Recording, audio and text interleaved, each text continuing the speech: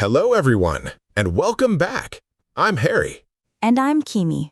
Today we are diving into the life of one of history's most fascinating and complex figures, Augustus, the founder of the Roman Empire.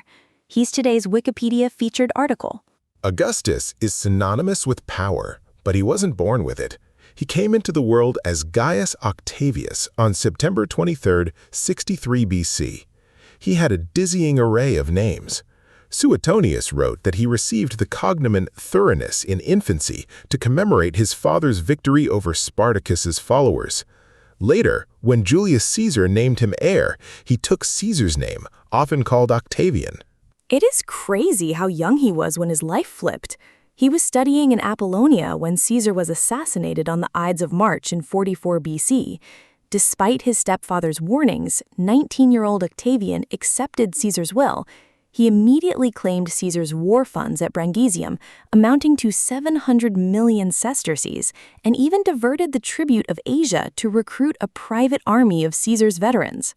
Talk about a bold start. He marched on Rome, forced his way into the Senate, and became Rome's youngest consul. To stabilize the state, he formed the Second Triumvirate with Mark Antony and Marcus Lepidus.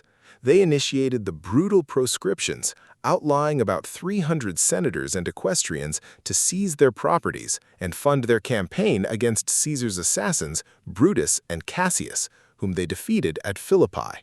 The alliance was built on shaky ground. After defeating the assassins, they divided the territories. Antony went east, allying with Cleopatra, while Octavian took the west, facing the monumental headache of settling tens of thousands of veterans by confiscating land. This caused massive unrest, fueled by Antony's brother Lucius, leading to the Perusian War. Octavian besieged Lucius at Perusia, reportedly executing 300 senators on the anniversary of Caesar's death. A grim reputation builder, indeed. It gets even messier on a personal level. To forge an alliance with Sextus Pompey, who controlled Sicily, Octavian married Scribonia, but on the exact day she gave birth to his only child, Julia, he divorced her. He was already in love with Livia Drusilla, who was married and pregnant at the time. Their marriage lasted the rest of his life, but it was shrouded in political drama. Eventually, the triumvirate dissolved. Octavian forced Lepidus into retirement after bribing his troops in Sicily. Then, his legendary naval commander, Marcus Agrippa, crushed Mark Antony and Cleopatra's forces at the Battle of Actium in 31 BC. Antony and Cleopatra committed suicide in Egypt, which Octavian annexed as his personal property, utilizing its lucrative Ptolemaic wealth to clear all his debts and establish sole control of Rome. He was now the undisputed master of Rome, but he knew how Julius Caesar ended up. To avoid looking like a monarch or dictator, he struck an accord with the elite. He kept the facade of a free republic, centered on the Senate, while holding actual command over most legions. He refused the title of king, instead choosing princeps, meaning first citizen, and accepted the religious honorific Augustus. It was a brilliant political illusion. He even crashed a high-profile trial, the Marcus Primus affair, where a governor was accused of starting an unauthorized war. Primus claimed Augustus ordered it. Augustus showed up uninvited to deny the charge. When the defense lawyer asked why he interfered, Augustus replied he came in the public interest. The jury convicted Primus, though some voted to acquit, clearly sensing the raw power Augustus held. Aside from politics, Augustus transformed the empire. He established the Praetorian Guard, a permanent standing army, Rome's first official police and firefighting service, the Vigiles, and a courier system. He also enlarged the empire massively, conquering Egypt, the Alpine regions, and parts of Spain, though he suffered a devastating setback in Germany where 3 legions were wiped out at the Battle of the Teutoburg Forest. Yes, that loss haunted him. He also directed his prefects to invade southern Arabia and Nubia, though those campaigns had mixed results, leading to a peace treaty with Queen Amanirenas of Kush. Back in Rome, Augustus was a massive patron of the arts, funding poets like Virgil and Horace.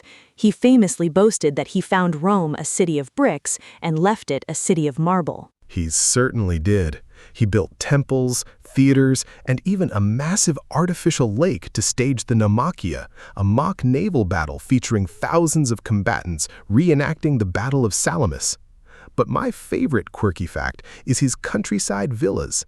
At his palace on Capri, he bypassed typical luxury to display a collection of massive fossils and what were dinosaur bones. An ancient fossil collector. That's incredible. He also had the month of Sextilis renamed August in 8 BC because it was the month of his first consulship and greatest victories. But as his health failed, succession became an urgent puzzle.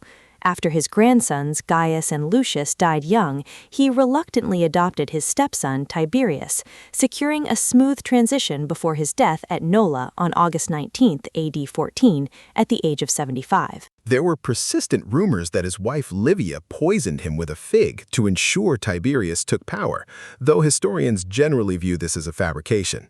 His final words were fittingly theatrical. "Have I played the part well? Then applaud as I exit." The Senate subsequently deified him, cementing his place in the Roman pantheon. His legacy lived on for centuries, establishing the Pax Romana and laying the groundwork for empires all the way down to the Holy Roman Empire's dissolution in 1806. It is an unbelievable story of survival, cunning, and transformation. It really is. Thank you all for joining us on this deep dive into Rome's first emperor. Until next time, stay curious and keep exploring history. We wish you all a warm farewell. This episode is based on the Wikipedia article Augustus, which is available under the Creative Commons Attribution Share-alike license. This podcast was crafted using artificial intelligence.